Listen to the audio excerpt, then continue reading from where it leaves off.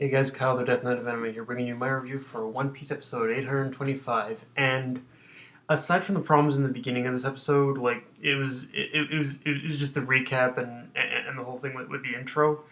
Aside from those issues, this episode was fucking phenomenal for several reasons. First is the actual reunion between Luffy and Sanji. The actual reunion between Luffy and Sanji, and no lie, I'm a pretty I'm not a very emotional person sometimes, but what I definitely had to hold back tears in this episode. It was handled so well, especially attention to detail, like the attention to detail with the artwork in this episode. Like holy crap, the artwork was phenomenal. And the one thing to take away from the reunion itself is that I think it's fair to say that Luffy said after punching Sanji out, I think Luffy just said everything that we've been thinking about throughout this whole debacle, ever since this whole debacle with the Vince Smoke started. Like, stop taking on everything yourself. And when Sanji was going through the list of reasons why he couldn't return, even before Luffy punched him out, I was like, Sanji, bro. Each and every one of those reasons sound like excuses and problems that could be easily solved by asking your captain and crew for help.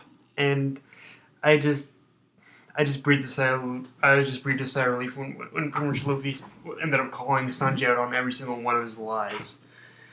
Although in either one of those scenarios of Sanji going it alone or asking for his crew to help, the wedding does seem like a bit more of a difficult issue to solve right now, considering Big Mom is going to be there, and even with Luffy back to a bit of marginal full strength after eating, I'm still not convinced he'll be able to take on Big Mom.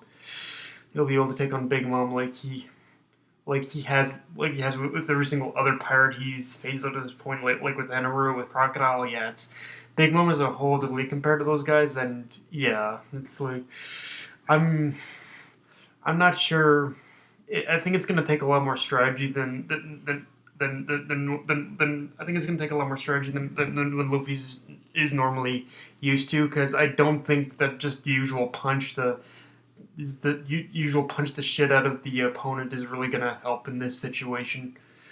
Uh, it's yeah. The thing about this episode that I was kind of debating in my head is Sanji's desire to save his family. I mean, I get the message behind it that he and Reiju truly are the only humans left in the family, so he can't help but care. In fact, honestly, out of the entire thing of him wanting to save, him admitting that even despite the fact that they are shitheads, he still wants to save them. Reiju is honestly the only reason I'm in support of Sanji rescuing his family, but the rest of the Vinsmokes, like they can pretty much burn in hell for pretty much all I care. Like they treated Sanji like he's lower than dirt so much to the point where I'm like, bro, let them die. They deserve it. Plus, it would solve the problem with the Baratie hostage situation, but I'm sure be taken care of by Sanji actually saving their stupid asses and gaining judges' respect almost. So yeah, it's I imagine that that's pretty much how Oda's playing it, is that he's having this moment in order for Sanji to save them, but in order for Sanji to save them and gain judges' respect. But I don't think he's actually gonna give a shit. He's actually gonna give a shit beyond that. I think yeah. Now, in typical Toei fashion, this episode had padded out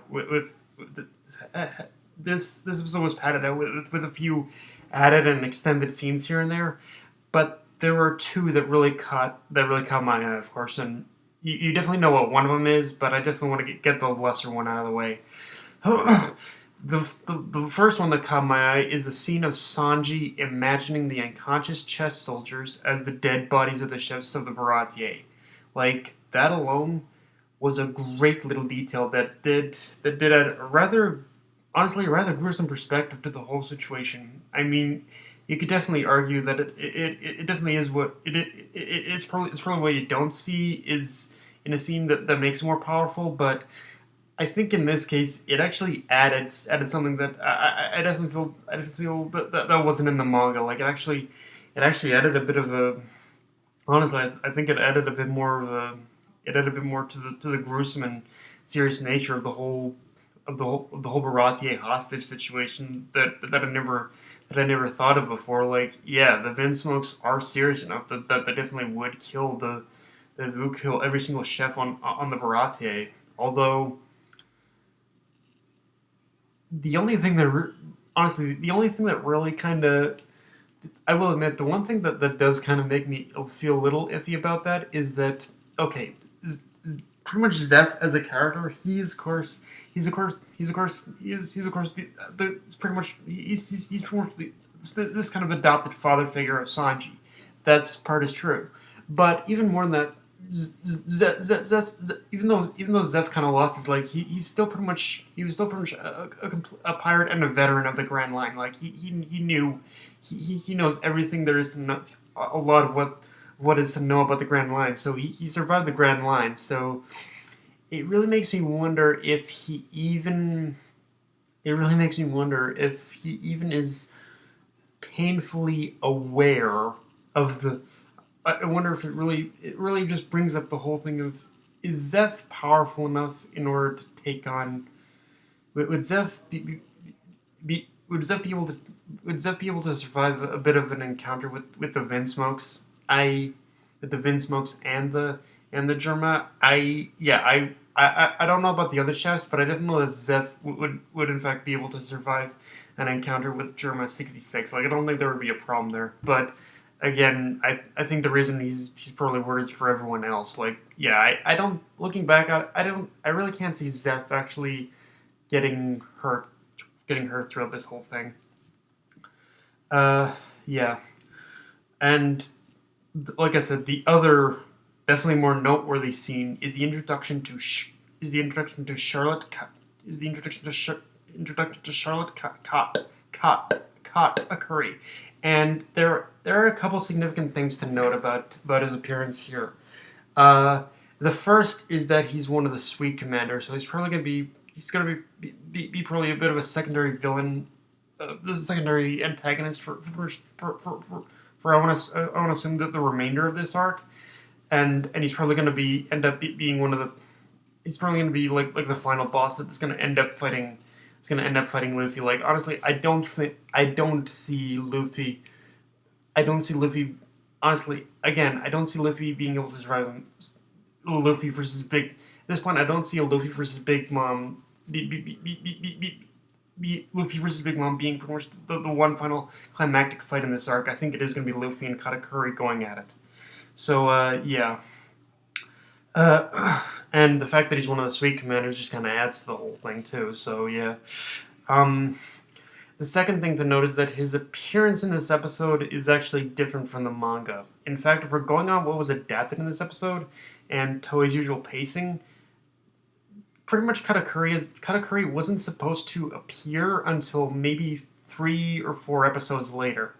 If I had to guess, I would say it's probably a character popularity thing where Toei were looking at the character popularity polls and we're thinking, okay, they saw Katakuri and they said, okay, how can we introduce this guy early on into the series? So, yeah, I think he got introduced early on because only because of how popular a character he is, honestly. And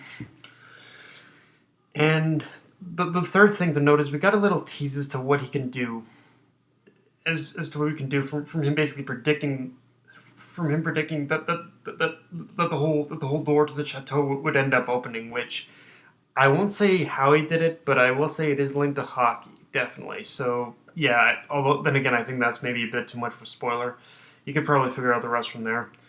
And the final thing to note, and you guys are probably going to laugh your asses off at this, but Katakuri's voice actor is the same. If Katakuri's voice actor is Katakuri's voice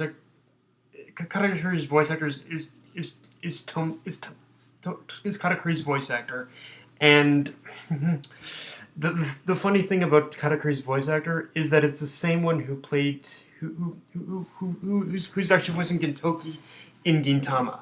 That yeah, the guy playing Katakuri is basically Gintoki, guys. Like, that is fucking hilarious. Like, but then again, I guess it shouldn't be too surprising because because there was a press release for it, so it's not a big shocker, but it just definitely is one of those things where, like, okay, we have Katakuri being... Okay, so Katakuri is being played Gintoki. Just, if you imagine that in your head, it's fucking hilarious. Like, yeah. But yeah, with the whole thing with Katakuri being introduced now, it should be interesting to see how... It should be interesting to see what exactly this guy can do, because the dude definitely has a presence, and yeah, I can definitely see him being a big player in this arc from now on. So yeah, guys, that's my review. Enjoyed the video, like, comment, subscribe, follow me on Twitter and Facebook. Death Night of Enemy, signing off. Later, guys.